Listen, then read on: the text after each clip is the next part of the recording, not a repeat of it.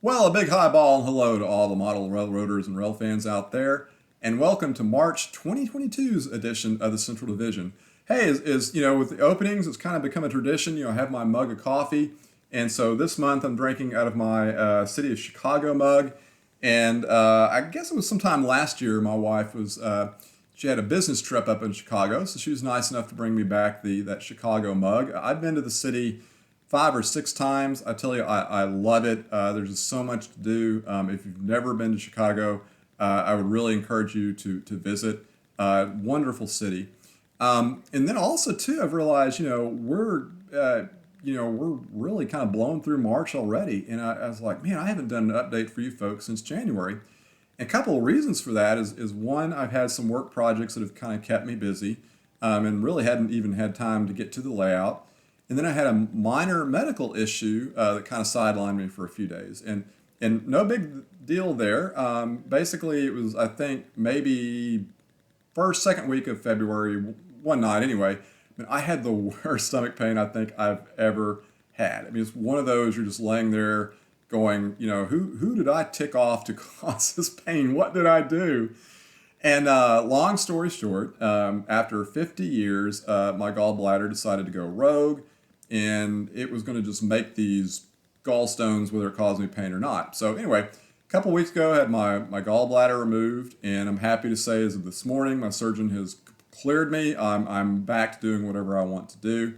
So kind of just put that behind me. So during this time, I thought, I just didn't feel like working on the layout, or just didn't have time to work on the layout. But it was a great time to sit at my work table and weather some rolling stock, which I've needed to do for some time. So anyway, this edition is going to be dedicated to the rolling stock that I've been working on. And I'm going to show you some, what I've done, and show you the real world examples that, I've kind of drawn inspiration or modeled from. Now, this won't be a step-by-step how-to video on weathering. I do want to do that eventually, and the plan is to take you from beginning to end of weathering a car using a dot fade technique with artist oils and some other colors. And that's what I did on these cars. I used a dot fade technique. So anyway, but what I have done is with each car, I'll tell you, the colors that I've used, and then at the end of it, I'll have sort of a list of, okay, here's what I did. I started this car, I removed the couplers, and I did this step, this step, this step, so on and so forth, and I'll have some tips and things like that. On the dot fade technique, if you don't know what that is, and very basically, our cousins use it quite a bit, or modeling cousins, when they do, like, especially military models and things like that. So, and the artist oils is usually the choice of medium, and basically what you're doing is you're putting these different colors, just little dots all over the model, and then with your brush, with terpenoid or turpentine or that material, you're going up and down over the model, over those dots, and it creates just a great fade. What I would encourage you to do is just like on YouTube is just look up dot fade, and there's a lot of great videos out there that'll show you how to do that technique. So anyway, I'll be sharing that with you, and otherwise, I'm hoping in the next few weeks to, I'm feeling great, and work has settled down a little bit, so I'm gonna get back to work on the layout. So anyway, let's get started, and I'm going to show you what I've weathered. So the era that I model is the 1970s, and Railbox would have been a brand new industry during this time. So the look that I was going for my Railbox boxcar is a fairly new car, but it's seen some mileage and had gathered some grunge and fading, but certainly not the rust bucket that we see today. So really, this is a pretty easy one to do. The majority of the weathering is fading. I also did a pin wash using kind of a brown grunge mixture. And then, during the 70s, the paint graffiti on rail cars was almost unheard of, but, there was a lot of chalk drawings you would see. So, being a Laurel and Hardy fan, I went with the Stan chalk drawing on this one. And I kind of think that at least having some of your cars, if you model the 70s with a chalk drawing on there, kind of just, sets the time period, in my opinion. So for the artist oil colors that I use for the dot fade, on this model I use titanium white, a violet because you want a contrasting color from the color that you're modeling, and then a yellow, which is pretty close to the yellow on the boxcar, because when you're doing the dot fade technique, you want a color that's also very close or exact to the model that you're weathering.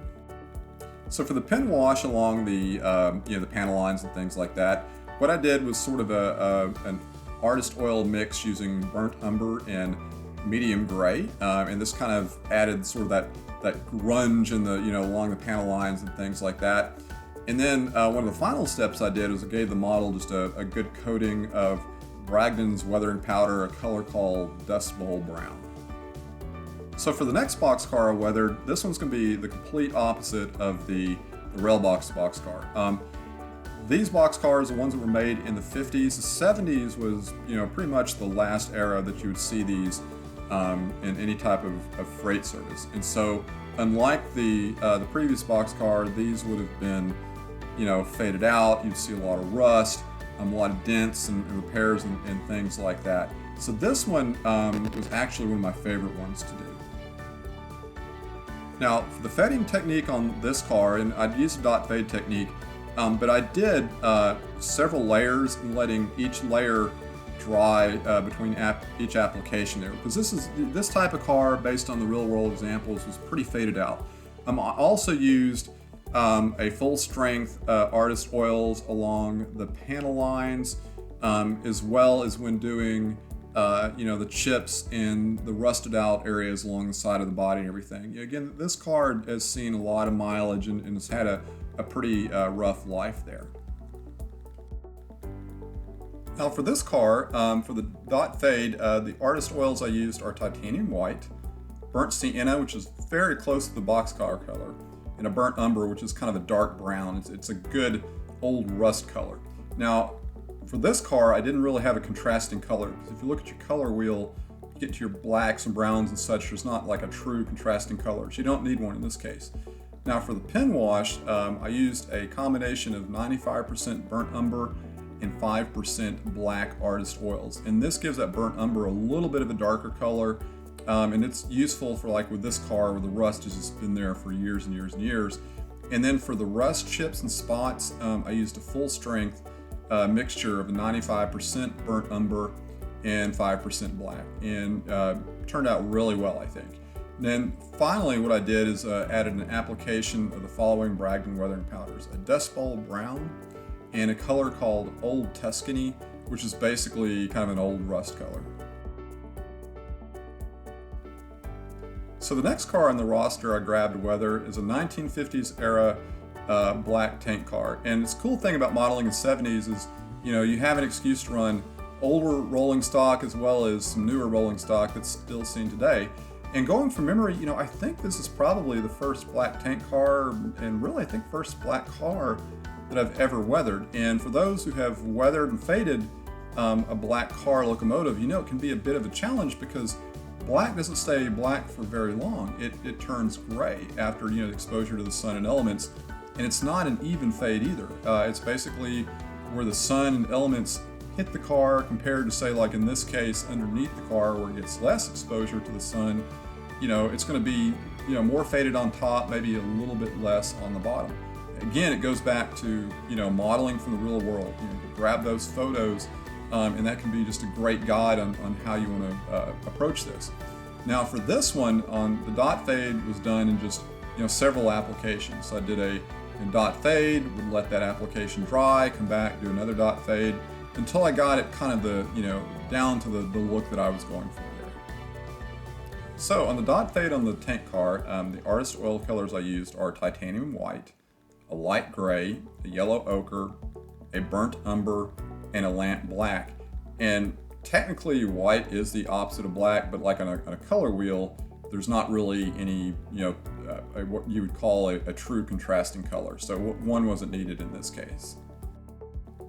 So for the weathering powders I used near the final step, I used an ash white, a color called Old Tuscany, which is basically an old rust color, and then Dust Bowl Brown, which is kind of my go-to for just sort of a general look of dust and dirt and things that have been blown up on structures and cars and just things like that. So the last car I modeled is a 1970s era 2-bay air slide hopper, and like the Railbox boxcar, for the era that I modeled, this car would still be fairly new. So it would just sort of a general fade and a little bit of grime and road wear and things like that. But again, this car, would not be a rust bucket that you might see today.